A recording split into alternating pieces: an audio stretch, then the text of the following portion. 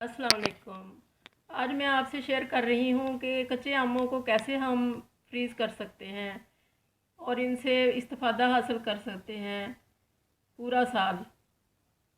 मैं हमेशा इसी तरह से रखती हूँ इनको और ये बहुत काम आते हैं। आप मेरी रेसिपीज़ देखेंगे तो आपको पता चलेगा कि ये किस किस रेसिपी में ये काम आते हैं। तो इनको धो के अच्छी तरह से, तो इनको छील के इनका गूदा उतार लेना है गुठलियों के ऊपर से, और फिर इनको चॉपर में डाल के तो बारीक चॉप कर लेना है।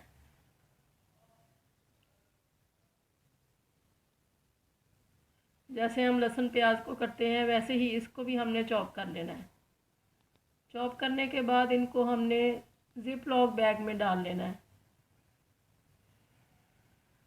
आपकी मर्ज़ी है अगर आप किसी डब्बे में या किसी बोतल में डालना चाहें, मगर इस तरह से बहुत आसानी से ये निकल आता है और इसको हम मुख्तलिफ़ सालनों में इस्तेमाल कर सकते हैं। और जब हमारे पास टमाटर ना हो या हमारे पास कोई खटाई ना हो तो फिर हम इसको इस्तेमाल करते हैं। आप भी बनाइए, देखिए और मुझे दुआओं में याद रखिए। अल्लाह।